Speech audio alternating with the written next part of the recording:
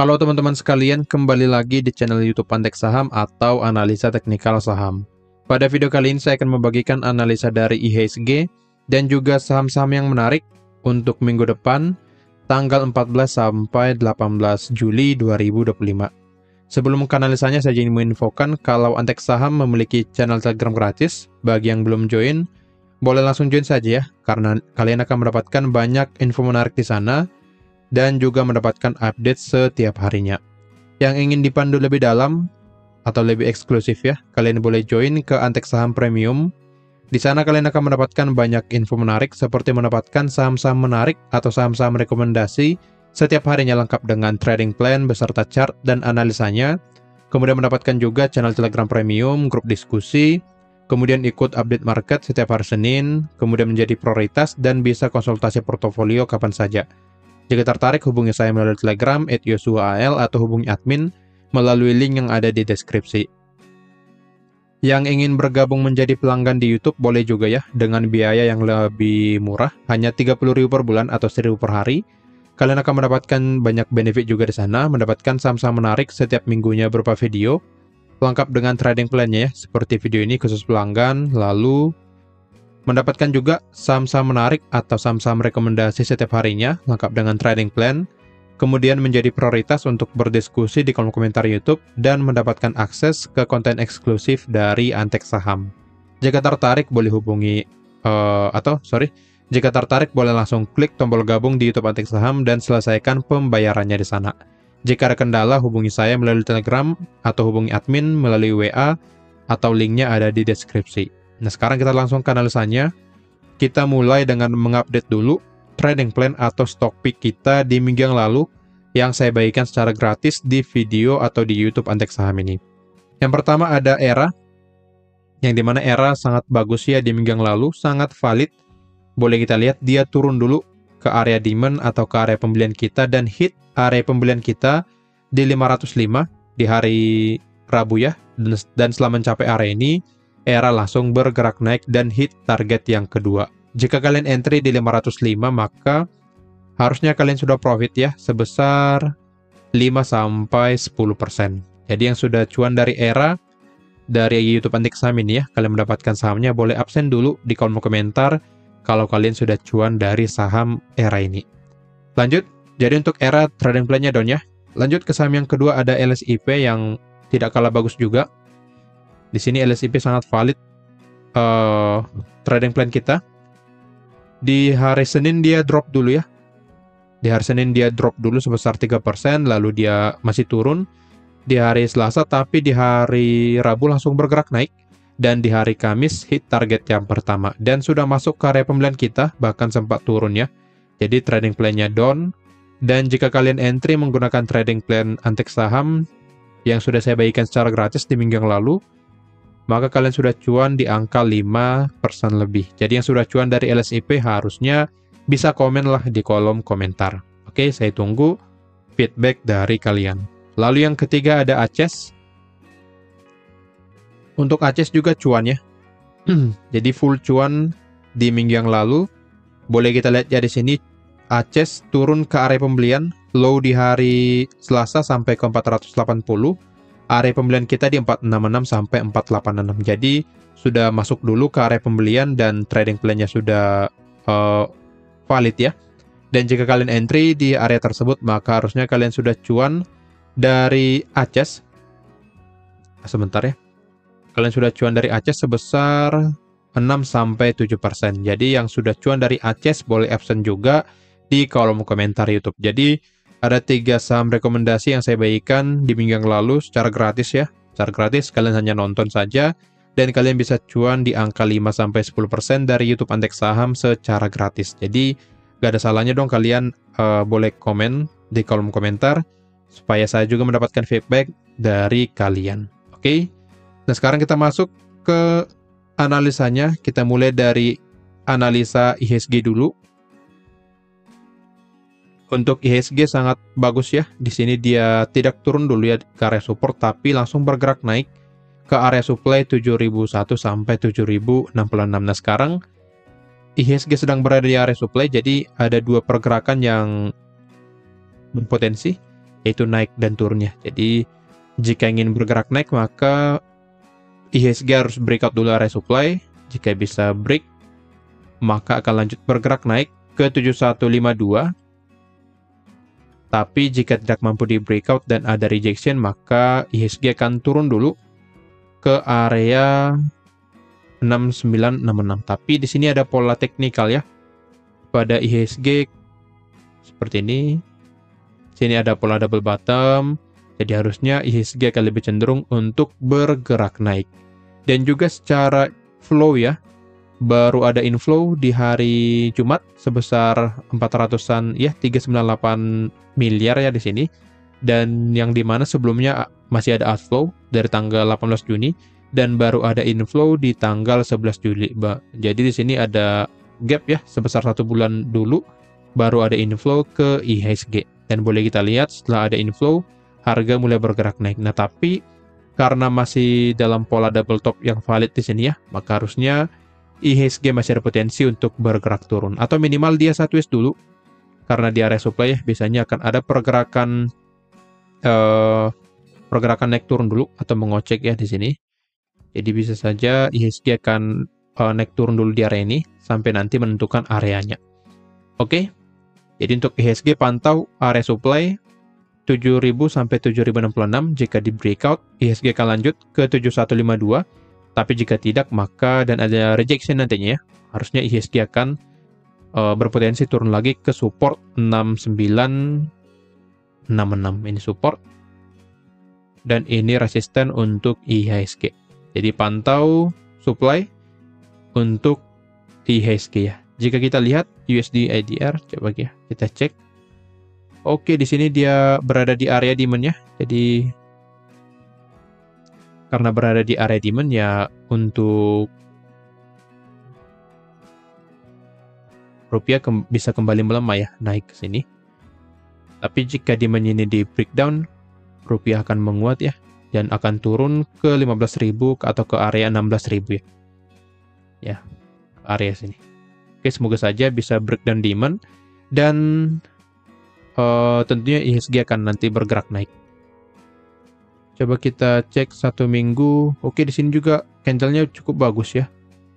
Sini cukup bagus dan secara pola harusnya akan lebih cenderung menguat ya rupiah, karena secara DXY juga melemah ya, seperti ini. Dia melemah dan juga oke, secara teknikal berada di area support ya. Ini chart saya di sebelumnya dan DXY mengalami penguatan di sini dan memang sudah mencapai area resisten. Jadi untuk DXY biasanya akan turun dulu harusnya di sini. Dan ya, semoga saja IHSG akan lanjut bergerak naik dan lanjut rally. Oke. Semoga saja nanti ada sentimen positif untuk IHSG. Oke, balik lagi ke IHSG, harusnya sangat berpotensi untuk break ya dari analisa DXY yang tadi. Kemudian USD IDR, harusnya IHSG akan lanjut bergerak naik. Dan jika kita hitung secara Fibonacci di sini,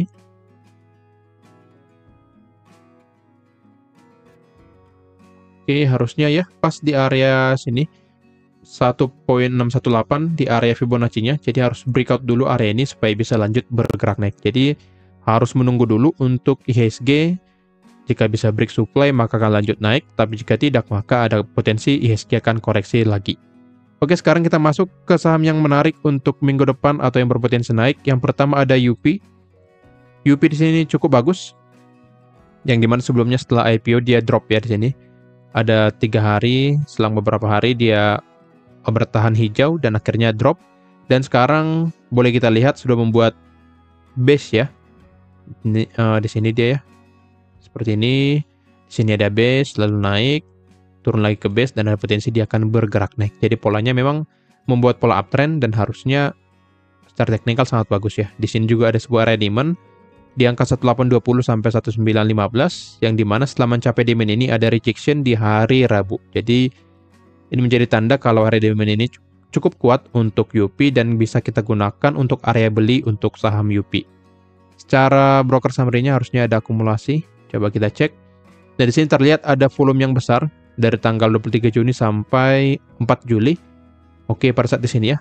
Pada saat bergerak naik ada flow yang besar, tapi pada saat bergerak turun Senin 7 Juli, sini ya, Senin 7 Juli tidak ada buangan yang cukup signifikan di sini ya. Boleh dilihat dari volumenya kecil, tapi pada saat bergerak naik besar, yang menandakan memang pada saat bergerak turun ada koreksi yang netral saja untuk saham UP atau buangannya tidak besar. Boleh dilihat transaksi di hari Jumat juga kecil, tapi jika kita tarik dari 23 Juni ya, coba ya.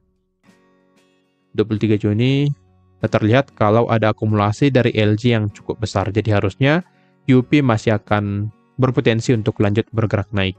Dari sini saya buatkan average pembelian di 1875.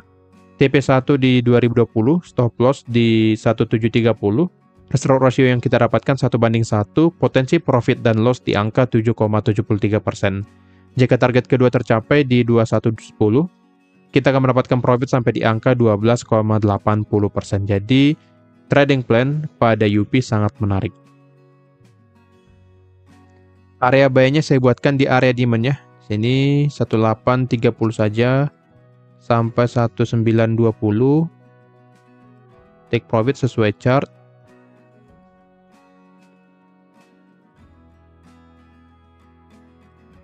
$17.30 untuk stop loss-nya. Oke, jadi untuk UP, view saya masih ada potensi dia akan turun memasuki area demand-nya lagi.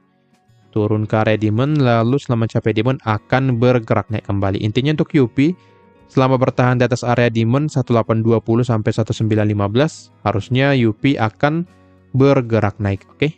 Jadi area ini area demand yang perlu kalian perhatikan untuk saham UP. Lanjut ke saham yang kedua, ada Bull, Buana Lintas Laut ya. Bull ya, Buana Lintas Lautan. Oke, boleh kita lihat ya di sini polanya cukup bagus dan memang pola pergerakan dari Bull ini cenderung ke sideways ya, dalam range area yang besar. Di sini saya bagikan sedikit view-nya. Di sini ya. Sini, oke. Supportnya, lalu resistennya di sini. Dan boleh kita lihat setelah mencapai support, dia bergerak naik. Dan setelah mencapai resisten, turun kembali ya di sini. Jadi pola pergerakannya bolak-balik di area ini secara view jangka panjangnya. Tapi di sini boleh kita lihat ya, secara view jangka pendek, untuk Bull, ya untuk Bull ada pola ya di sini. Dia membuat, sebentar ya, saya hapus. Dia membuat pola uptrend seperti ini. Jadi ada potensi dia akan lanjut bergerak naik karena sudah ada rejection di area demand-nya. Ini kok kegeser ya? Sorry, ini kegeser ya. Harusnya di sini kita beli di area demand lagi dan ya seperti ini. Jadi kita wait and see untuk Bull, dan di sini ya seperti yang tadi polanya masih dalam keadaan sideways dalam range area yang besar. Lalu boleh kita lihat ada rejection di area demand-nya. Area demand 125 sampai 130, dan di sini ada candle merah ya. Sebenarnya closingnya bukan merah, tapi candlenya berbentuk merah di sini. Jadi ada potensi Bull akan turun kembali ke area demand. Nah, karena demand ini cukup kuat, maka kita menggunakan area ini menjadi area beli untuk saham Bull. Secara broker summary juga jika kita lihat ya. Nah, di sini tergolong ya, sebenarnya untuk Bull ini masuk kategori repo ya. Jadi tidak terlalu menarik untuk broker summary-nya. Nah, tentunya akan ada bar-bar yang besar seperti ini ya. Oke, tapi berdasarkan teknikalnya jika kita lihat ya di sini, kita bedah lagi. Nah, di sini ada sebuah supply. Sini supply yang dimana setelah mencapai supply ini ada beberapa rejection ya. Yang pertama ini, yang kedua ini, yang dimana harusnya pergerakan Bull akan turun dulu ke area demand dan bergerak naik nantinya. Selama belum break area supply-nya ya. Jadi kita manfaatkan penurunan Bull nantinya di area demand, dan kita entry di area demand. Dan seperti yang tadi, pergerakan Bull ini lebih cenderung ke sideways, dan bahkan di time frame 1 jamnya juga pun bergerak sideways. Boleh kita lihat di sini, dia naik, turun, naik, turun, naik, turun, naik, turun. Jadi kita manfaatkan entry di area demand dan sell nanti di area resistennya. Oke. Jadi untuk bull view saya akan seperti itu. Akan turun dulu karena di sini dia dalam pola pergerakan sideways dan kita manfaatkan entry nanti di area demand-nya. Oke. Sini akan saya geser dulu. Jadi area demand yang kita gunakan sebagai area entry di 125 sampai 130 dan nanti area supply di sini yang menjadi area target kita. Oke, di sini saya buatkan average pembelian di sini dulu saya ganti ya. Kadang-kadang suka error ya di sini. Jadi kita harus nunggu dulu, nggak apa-apa di sini sudah langsung hit area target karena memang target kita di area sekarang ya. Dan nggak masalah karena kita beli di area bawah. Jadi untuk bull jangan entry di harga sekarang karena view saya dia akan turun dulu. View saya dia akan turun dulu dan akan bergerak naik kembali di area ke area supply-nya. Oke, di sini akan saya hitung ya.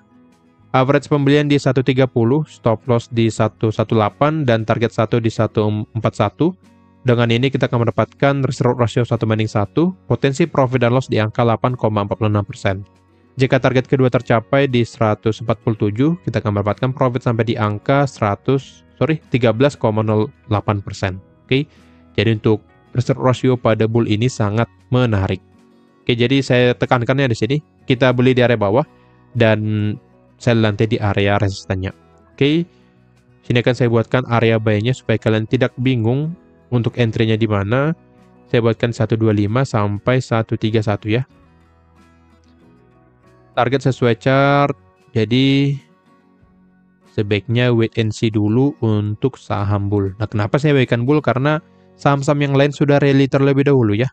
Memang saya punya watchlist yang lain, tapi kan ada member premium yang perlu saya berikan lebih eksklusif nantinya. Oke, jadi di sini kalian perlu menunggu dulu untuk bull dan semoga saja dia turun dulu sesuai dengan analisa kita dan kita bisa entry di area bully kita. Oke, jadi yang ingin dapat saham yang bisa langsung entry, boleh langsung join ke Antek Saham Premium melalui Telegram. Oke, jadi view saya untuk bull akan turun dulu ke area demand dan nantinya akan bergerak naik ke area resisten atau area supply-nya di sini ya, yang menjadi target kita di angka 140 sampai 143. Alasannya karena pergerakan bull masih dalam keadaan sideways di range area ini, supply dan demand, dan juga secara time frame besarnya masih dalam keadaan sideways juga di area support dan resistennya. Oke, jadi untuk bull view-nya akan seperti ini, lebih cenderung untuk bergerak sideways. Oke, jadi boleh pantau pergerakan dari saham bull di area demand dan juga area supply-nya. Kira-kira begitu analisanya. Disclaimer on, kalau analisa ini merupakan pandangan saya pribadi, bukan ajakan untuk melakukan pembelian atau penjualan pada saham-saham tersebut. Sekian dari saya, terima kasih.